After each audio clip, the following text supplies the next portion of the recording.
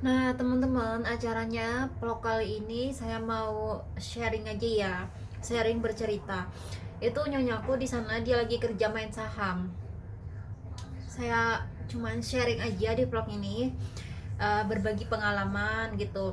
Dan juga buat siapa tahu buat teman-teman di luar sana bisa berhati-hati gitu ya. Dan ya semoga bisa bermanfaat, ada hikmah di balik kejadian ini ya teman-teman. Ini pengalaman saya. Jadi waktu itu hmm, saya hamil gitu ya. Waktu itu kan setelah menikah itu mungkin karena kesuburan saya itu bagus, jadi pas nikah 1 bulan lamanya aku hamil gitu. 1 bulan kemudian itu kan saya itu telat datang bulan gitu. Terus saya kaget dong gitu, kok belum datang bulan gitu, apa apa saya hamil ya gitu ya. Ya udah, saya minta suami belikan tes pack gitu ya untuk mengetes kehamilan itu. Ya udah, waktu itu saya tes lah teman-teman. Tiba-tiba setelah dites itu pertama kali saya ngetes juga ya kayak gitu. Ini awam banget karena ya namanya eh, ya pertama kali tahu sendiri kan gitu. Garis 2 teman-teman, alhamdulillah garisnya 2. Tapi saya kurang yakin kok garis 2 kayak gini, hamilan beneran apa enggak. Soalnya uh, yang satunya terang banget, yang satunya itu pisahnya agak jauh dan remang-remang nggak jelas ini hamil apa enggak, positif apa negatif itu nggak tahu teman-teman. Terus saya tanyalah, saya fotoin, saya WA ke adik aku. Jadi adikku itu udah punya anak, saya dilangkahin sama adikku. Waktu itu saya masih kerja di Hong Kong dan belum memikirkan pulang menikah. Jadi adikku menikah dulu, izin sama saya, dia menikah dulu. Jadi anak adikku udah punya anak gitu. Ya udah, karena dia berpengalaman, jadi aku tanya sama adik aku. Kata adik aku, itu kamu hamil itu, positif itu. Ah, yang bener, tapi kenapa garisnya kayak gini, garisnya nggak jelas, remang-remang gitu. Iya, kamu hamil. Nggak percaya sama saya, kata adik saya. Ya udah, kamu tes ke itu, ke dokter atau ke bidan, kamu cek sana, katanya. Ya udah, saya ajak suami saya, teman-teman, saya cek ya. Suamiku mengajak ke klinik, dia mengantar, katanya sih kliniknya itu klinik paling bagus, terkenal. Dan memang pas saya datang itu antrinya panjang banget, ramai sekali di situ. Ya udah, waktu itu uh, ya namanya saya juga ibu baru ya, calon calon ibu baru gitu kan, jadi nggak ngerti apa-apa gitu ya teman-teman. Ya udah, pas saya cek itu, saya dapat panggilan, katanya sama si perawatnya itu, kamu mau USG juga enggak, katanya. Ya udah, saya kan nurut aja ya teman-teman, biar lebih jelas beneran hamil apa enggaknya. Ya udah, ya mau, saya bilang USG juga nggak apa-apa. Ya udah, saya di USG ya teman-teman, masuklah saya pas panggilan saya itu.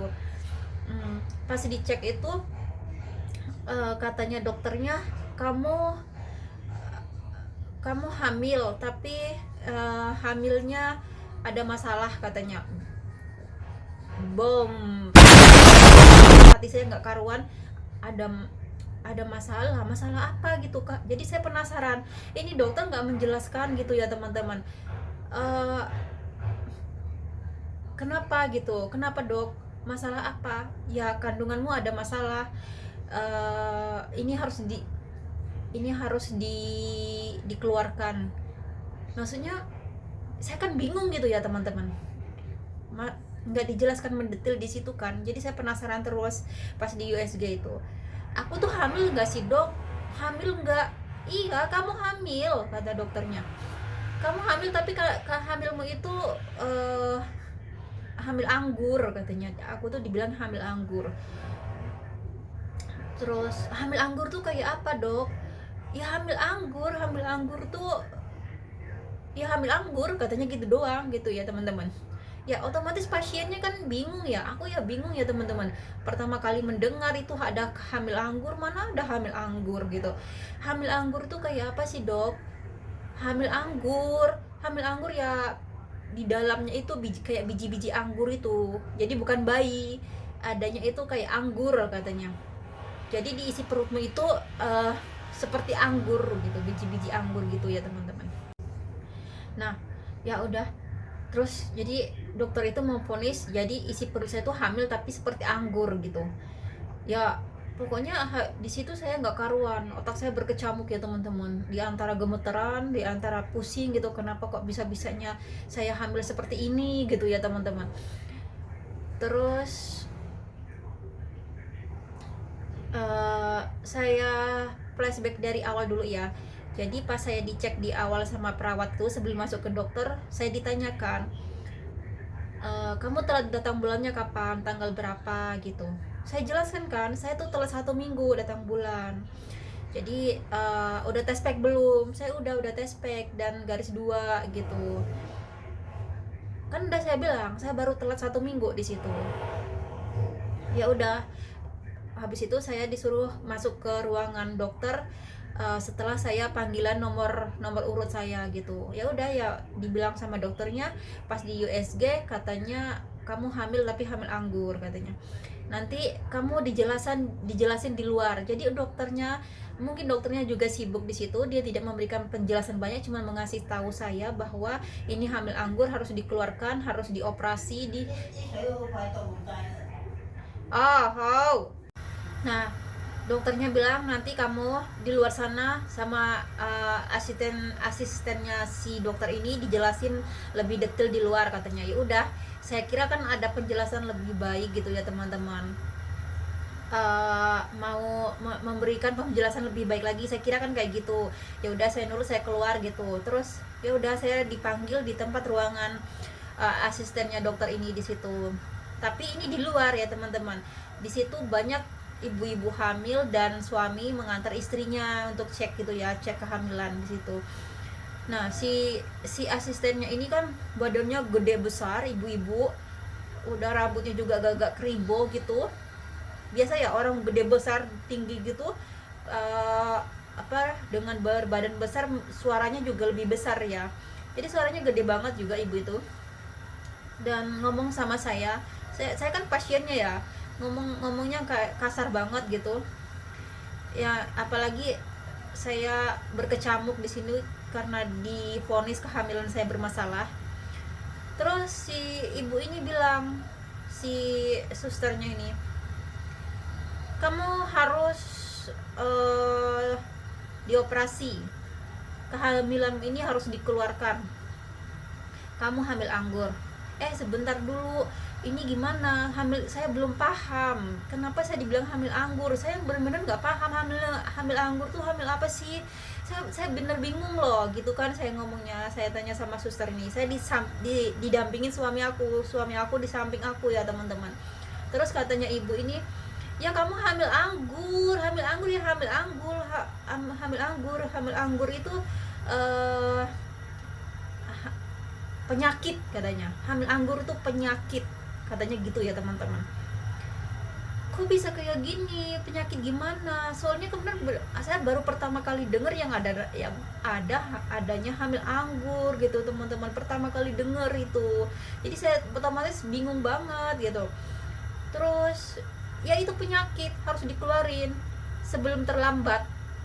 Kalau kamu nunggu lebih lama lagi itu akan lebih bermasalah, lebih susah lagi nanti, mending dikeluarkan sekarang katanya.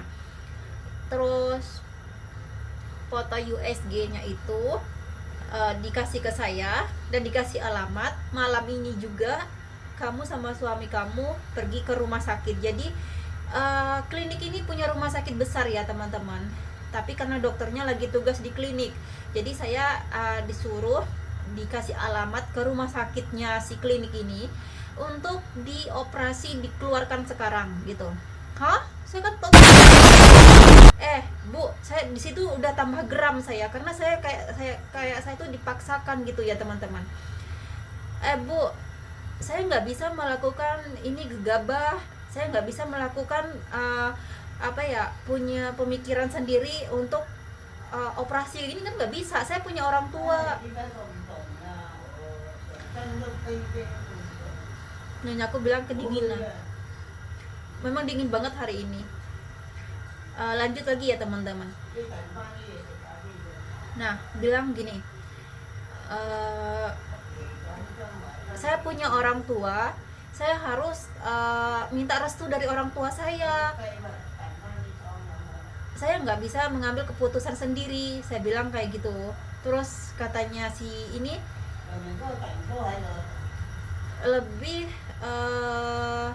lebih jawabannya itu di luar nalar gitu, jawabannya kebangetan. Kenapa kamu minta restu dari orang tua kamu?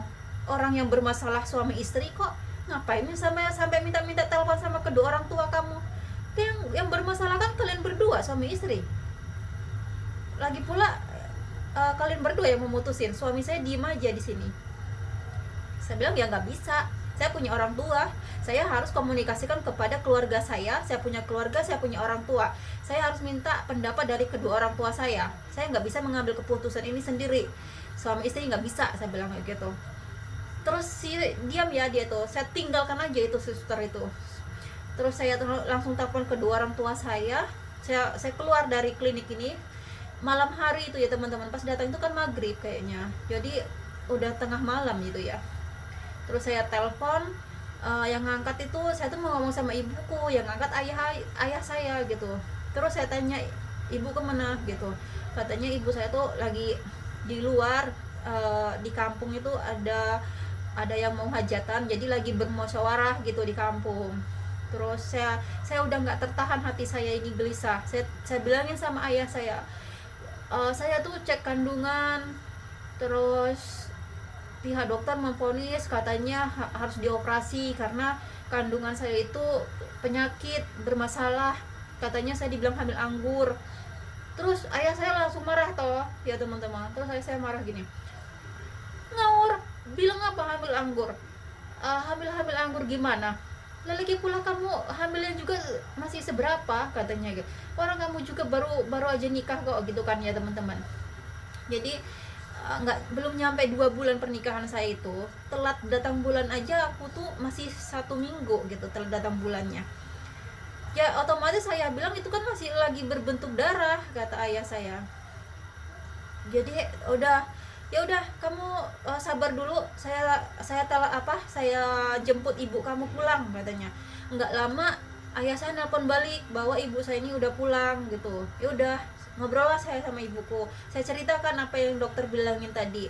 Terus ibu saya juga di situ marah-marah. Ibu saya juga ngawur, katanya ibu saya, jangan dengarkan dokter itu bilang jangan sampai kamu operasi. Ya, bener aja itu kan masih gumpalan darah. Saya punya anak 5, jadi saya tuh 5 bersaudara ya teman-teman. Jadi ibuku tuh punya 5 anak gitu. Saya ini anak nomor 3. Ibuku bilang saya udah hamil lebih dari 3 kali, anak saya 5. Saya tahu betul yang namanya baru hamil itu kan belum nyampe 1 bulan kamu tuh hamil, lagi gumpalan darah, itu lagi bentuk darah, kata ibu saya. Jangan pernah kamu dengarkan dokter itu mau operasi katanya, biarkan aja kehamilanmu itu, jangan pernah dengar itu penyakit itu, kata ibu saya. Ya udah, di situ saya tenang kan teman-teman. Memang pernah saya dengar kalau orang lagi hamil lagi awal itu belum 1 bulan tuh lagi bentuknya belum berbentuk bayi, jadi lagi bentuk gumpalan darah gitu kan. Jadi kehamilan saya itu kan masih divonis setengah minggu itu belum ada teman-teman. Saya tuh baru telat 1 minggu, mungkin 10 hari kehamilan saya itu masih dibilang dalam 10 hari hamilnya. Otomatis pasti masih dalam bentuk darah ya.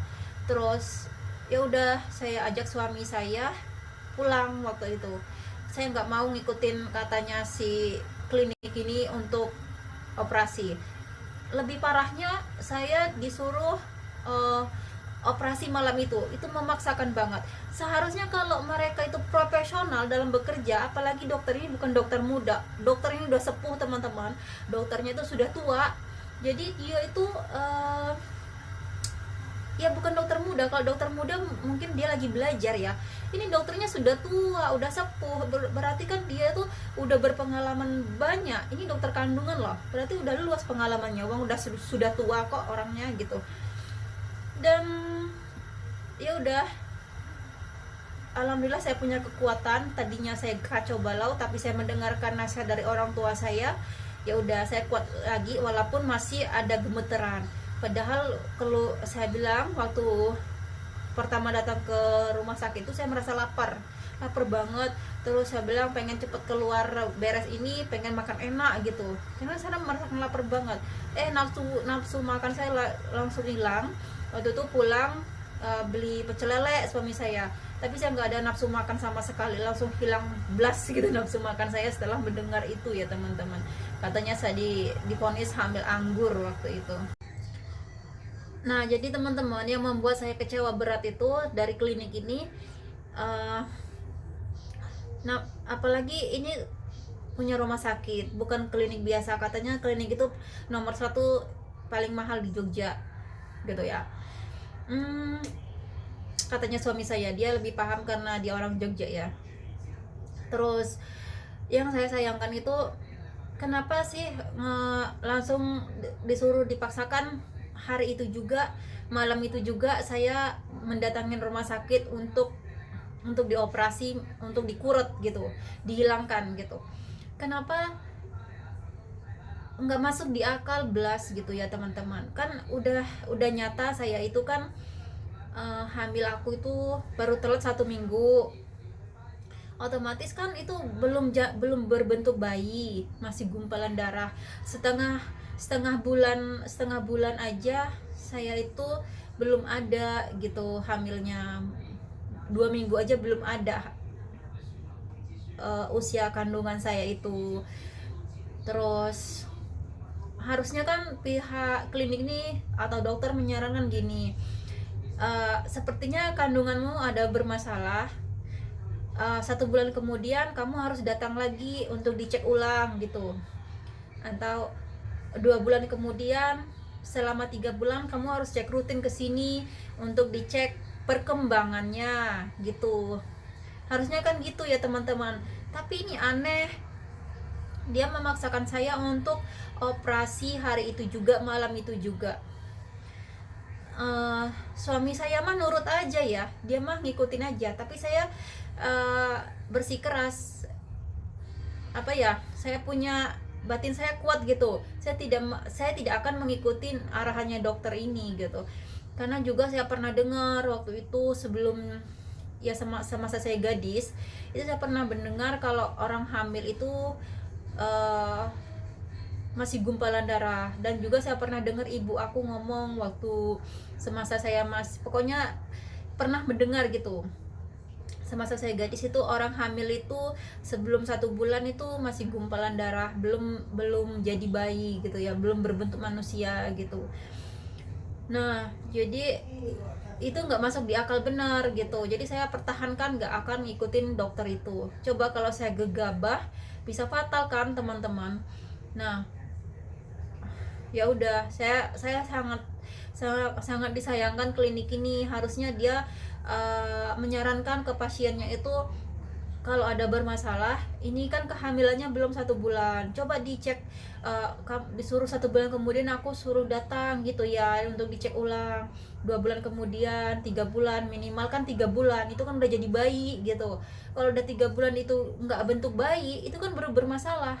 Bayangkan ini aku setengah bulan aja belum ada kehamilan saya divonis katanya hamilnya penyakit hamil anggur, harus dikurut hari itu juga. Ya Allah teman-teman, coba kalau pasiennya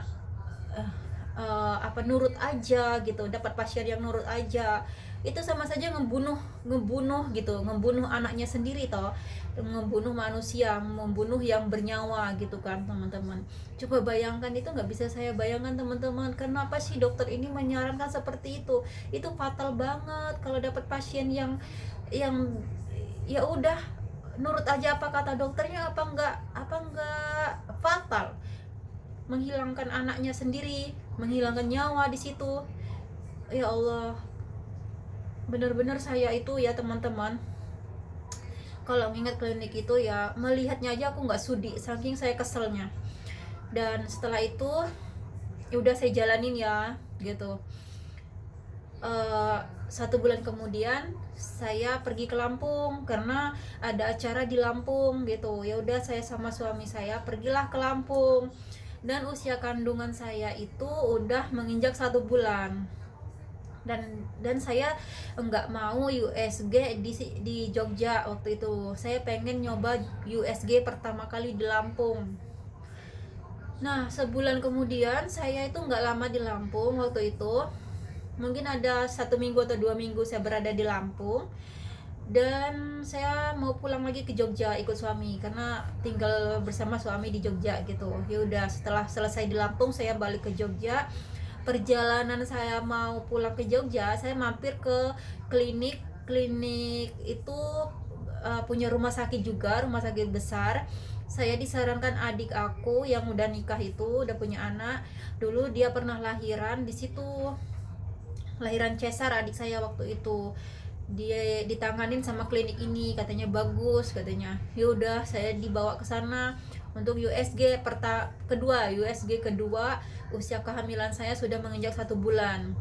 Otomatis ini udah berbentuk bayi ya teman-teman, udah kelihatan bentuk manusianya gitu. Kalau waktu aku kemarin kan belum setengah bulan, jadi masih gumpalan darah. Nah, saya tuh hati saya itu berkecamuk teman-teman sebelum di USG itu. Mencoba menenangkan, karena kan pertama saya USG kan divonis seperti itu. Untuk USG kedua ini saya pokoknya nggak karuan sih hati itu, tapi berdoa semoga baik-baik saja gitu. Ya udah, pas saya masuklah, pas nomor urut saya, panggilan saya, suami juga masuk ke ruangan dokter itu, terus saya di USG. Khawatirnya luar biasa teman-teman. Apa yang akan diungkapkan sama dokter ini gitu ya. Terus pokoknya nggak karuan lah, nggak bisa diungkapin hati ini ya teman-teman. Apa yang akan saya dengar gitu, apakah seperti dokter yang pertama kali saya di USG di Jogja itu, apa gimana gitu. Ya udah, pas di USG itu otomatis orang tua saya di Lampung juga menunggu ya. Mereka menunggu teleponan dari saya nanti apa hasilnya gitu. Pas dengar kata dokternya gini, ini rambutnya, ini matanya, ini telinganya, ini tangannya, dor, melayang, nggak bisa diungkapin seperti apa bahagianya pas mendengar dokter ngomong kayak gitu teman-teman. Ya Allah, alhamdulillah, ternyata kandungan saya itu baik-baik saja, ternyata ada bayinya gitu. Kalau waktu saya USG pertama kan dibilang nggak ada bayinya, itu cuman seperti anggur katanya gitu, nggak manusia gitu kan, seperti anggur katanya.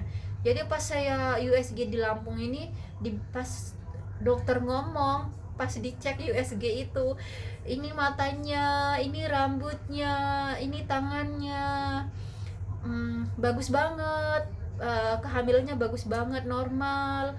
Pokoknya ya Allah teman-teman, flashback mengingat waktu saya USG pertama kali itu, saya divonis seperti itu, dan di hari itu juga saya disuruh dikurut untuk operasi, dikeluarkan malam itu juga. Apalagi orangnya maksa gitu teman-teman. Saya nggak bisa bayangkan. Ya, ini sharing pengalaman, semoga ada hikmah di balik ini. Kalau teman-teman di luar sana pernah mengalami, jangan gegabah gitu ya, jangan gegabah ngambil tindakan itu. Dan saya tidak mau sebutkan nama kliniknya karena maksudnya sepertinya kalau saya menyebutkan kliniknya kan nggak baik, dan itu bisa mematikan rezeki orang juga gitu. Cukup ini sharing pengalaman yang bisa jadi pelajaran itu.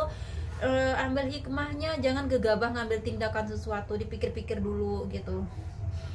Apalagi waktu itu saya pas dibilangin sama susternya itu, harusnya kan pasiennya tuh dibawa ke ruang di ruang tertutup gitu ya, jangan ada orang banyak. Itu ruang tunggu di situ banyak orang antri ya teman-teman. Ibu hamil sama suaminya menemanin, antri banyak.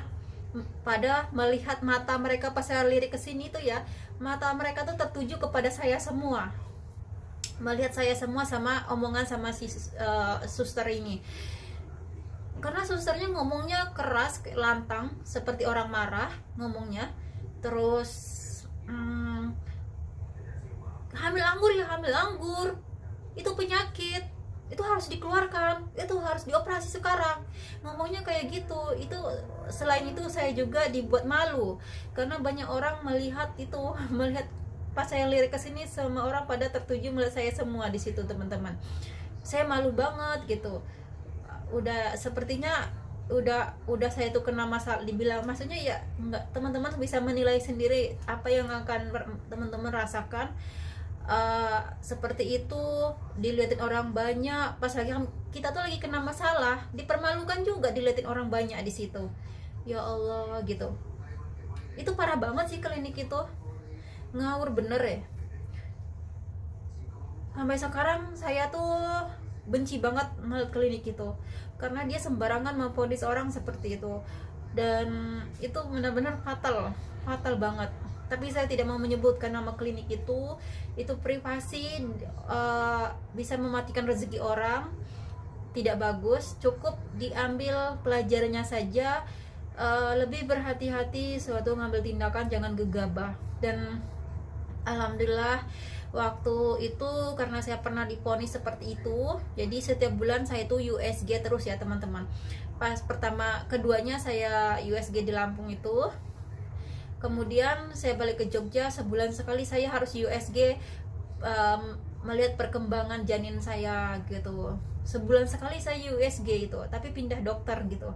Dan dokter ini juga sangat bagus, dokter yang bagus kedua daripada yang pertama. Padahal yang saya USG pertama itu klinik nomor 1 itu, yang ini bisa dibilang nomor 2 gitu ya teman-teman.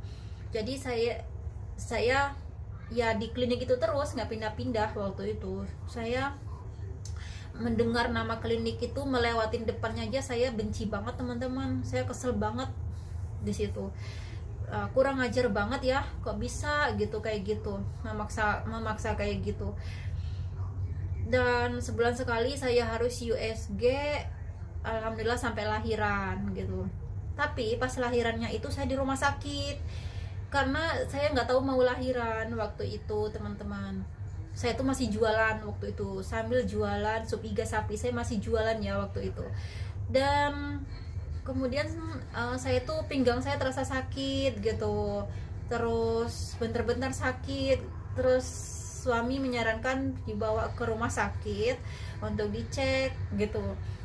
Ibu saya udah siap-siap, ibu saya dari Lampung tak boyong ke Jogja untuk menemani saya mau lahiran ya waktu itu. Mungkin sekitar 4 bulan mau lahiran, kayaknya ibu saya udah saya jemput gitu waktu itu. Ya 4 bulan mau lahiran ibu saya jemput, saya bawa ke Jogja. Nah ibu saya udah siap-siap teman-teman, bilang gini, kamu tuh mau lahiran, saya harus siap-siap bawa persiapan. Saya ngeyel, ya mana ada mau lahiran, ini tuh cuma sakit-sakit sebentar, tapi hilang, nanti timbul lagi. Ya nggak apa-apa kata ibu saya, siap-siap aja dulu. Ya udah, terus saya ke rumah sakit.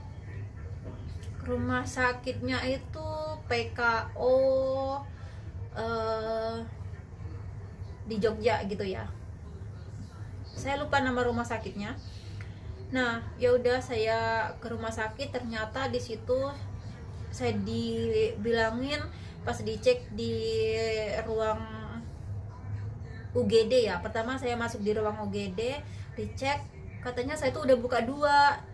Tapi saya kan nggak merasakan mau lahiran, itu nggak ada keluaran darah, nggak ada, cuma sakit-sakit doang ya teman-teman, kontraksi gitu. Dibilang saya udah buka 2 di situ. Jadi dicek sama dokternya itu ya, udah buka 2, ternyata pecah di dalam. Alhamdulillah saya lahirnya cepet banget itu teman-teman.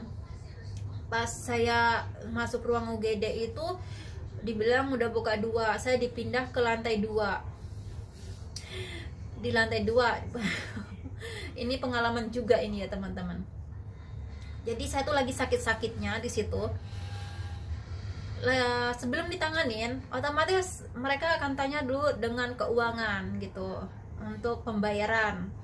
Ya udah, waktu pembayaran itu dibilang kamu mau pakai BPJS apa umum gitu. Sedangkan suami nggak punya BPJS waktu itu.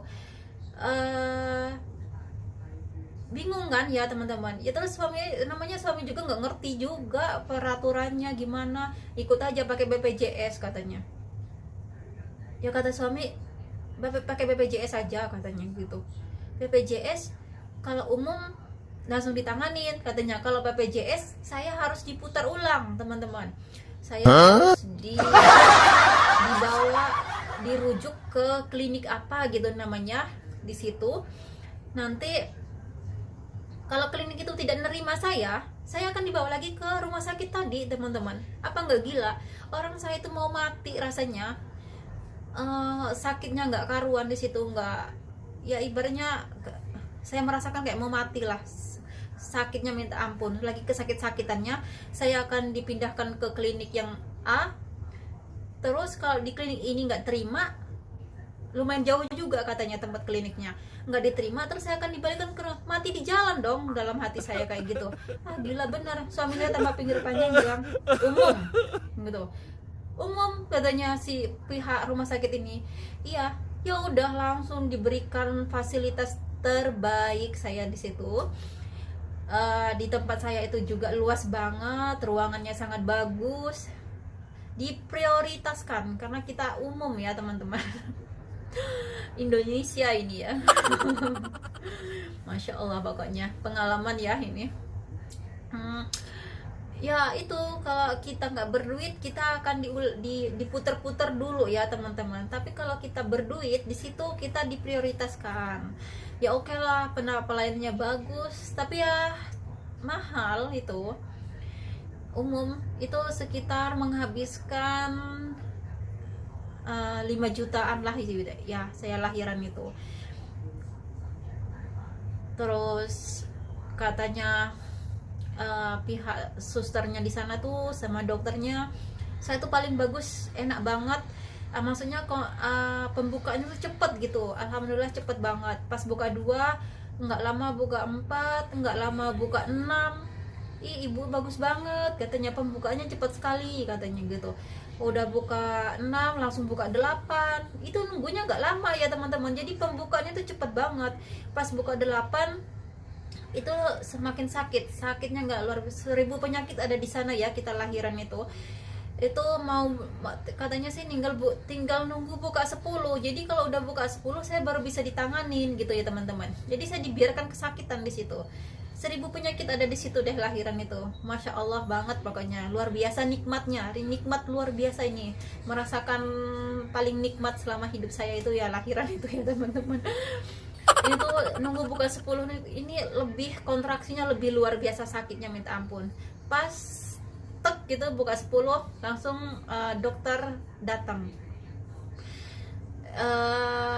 Ternyata ya waktu itu saya ibu baru pertama kali melahirkan gitu, baru merasakan sakitnya seperti apa gitu teman-teman. Terus saya di situ agak marah sih, bilang mana sih dokternya nggak cepet datang gitu, tangani cepat lah gitu. Ternyata dokternya tuh memantau, ada kamera di situ teman-teman. Jadi walaupun dokter nggak datang di dalam ruangan itu, dokter itu melihat lewat kamera gitu, ada CCTV-nya di depan saya lagi lahiran ini, dipasang kamera. Jadi dokter itu ternyata melihat dari kamera itu. Jadi di ruangan saya itu saya tahu nggak ada dokter di situ, cuma banyak perawat, ada 6 perawat apa gitu, 4 perawat, pokoknya lebih dari 4 saya lihat. Perawatnya itu banyak menanganin. Ya namanya juga saya umum ya, diprioritaskan di situ, bagus pelayanannya. Dokter nggak ada di situ. Ya udah Bu, sabar katanya. Terus saya bilang gini, saya nggak kuat, pokoknya saya nggak mau lahiran normal, saya mau cesar aja, saya nggak kuat nahan sakitnya gitu kan ya teman-teman. di situ saya nggak boleh cesar, teman-teman. Bilangnya, ibu nggak boleh cesar katanya, jalan lahirnya bagus banget kan, sayang dong kalau mau cesar katanya gitu, jalan lahir bayinya bagus banget bu, nggak boleh cesar. Tapi saya nggak kuat sakitnya gitu. Iya, ditahan gitu kan, gitu sampai nunggu pembukaan 10 ya. Tapi saya udah nggak kuat gitu kan, sakitnya luar biasa, nggak bisa diungkapin. Terus ya udah ya teman-teman, pas banget, singkat cerita saya buka 10, langsung dokternya langsung masuk, langsung datang dokternya itu. Ya ternyata dokternya tahu karena melihat dari kamera itu. Saya kira kalau saya udah buka 10, dalam hati saya gimana, orang udah buka 10 terus dokternya belum ada di ruangan ini, kenapa dokternya nggak cepat suruh masuk gitu. Ya Allah teman-teman, pokoknya luar biasa banget ya kenangan itu. Ya katanya ternyata dokternya itu memantau aku lewat kamera gitu. Pas sudah susternya bilang buka 10, dokternya langsung masuk gitu, langsung datang di situ. Kekhawatiran saya luar biasa, saya udah buka 10, dokter belum datang juga nanganin saya mati ini gitu. Makanya saya teriak-teriak, mana sih dokternya gitu. Ternyata dokternya ada di ruangan tertentu untuk memantau saya, tidak di ruangan itu. Dan pas lahiran, alhamdulillah lahirannya lancar, bayi saya gede banget. Ternyata beratnya berapa coba, 4,2 ya, 41,9 beratnya, hampir 4,2 kilo. Dan panjangnya bayi saya itu 52 cm panjangnya, cewek ya teman-teman, alhamdulillah gitu. Katanya di rumah sakit itu bayi yang paling gede itu bayi aku, teman-teman. Jadi anakku itu lahiran di situ paling gede, jumbo. Jadi bayi aku tuh lahiran jumbo ya teman-teman. Memang waktu saya hamil tuh memang gede banget bayinya. Kandunganku tuh memang besar banget gitu, karena ada yang bilang mau kayak bayi kembar gitu kan, kayak mau lahiran kembar gitu saking gedenya. Ternyata bayi saya tuh gede banget, 4,2, 41,9, panjang 52 cm. Jadi pas kalau suster mau masuk ke ruangan itu bilang, ini bayi yang paling gede ini ya. Nah, kalau suster masuk di situ, ini tempat lahiran bayi yang paling gede gitu ya. Jadi karena di rumah sakit itu katanya yang paling gede itu ya bayi aku. Jadi setiap masuk suster di ruangan itu bilangnya, Kak, takut salah gitu ya, takut salah masuk. Ini di tempat bayi yang lahiran paling gede itu ya gitu. Ya pokoknya alhamdulillah lahiran dengan sehat selamat, lancar. Itu kisah saya ya teman-teman, masya Allah banget. Nah itu juga catatan penting gitu, kalau kita masih ada gitu kan, kalau kita pakai BPJS itu kita akan diputar-putar dulu. Kayak tadi kan saya akan dioper ke klinik, nggak diterima sana, saya dibawa lagi ke situ, mati di jalan deh akhirnya kayak gitu mah. Nah kalau kita punya uang langsung ditanganin cepet gitu. Ya oke ya teman-teman, sekian dulu, semoga ada hikmah di balik cerita ini. Sekian dulu vlog aku kali ini, semoga bermanfaat, semoga menginspirasi, semoga ada hikmah di balik kejadian ini buat pelajaran, sharing ke teman-teman yang lain. Mohon maaf bila banyak kekurangan di video aku. Saya ucapkan terima kasih banyak yang sudah mengikuti vlog aku Heaven Kitchen. Semoga teman-teman semua diberikan kesehatan selalu, panjang umur, dilimpahkan rezekinya, amin amin ya rabbal alamin. Sampai jumpa lagi di vlog aku berikutnya. Assalamualaikum warahmatullahi wabarakatuh, bye bye.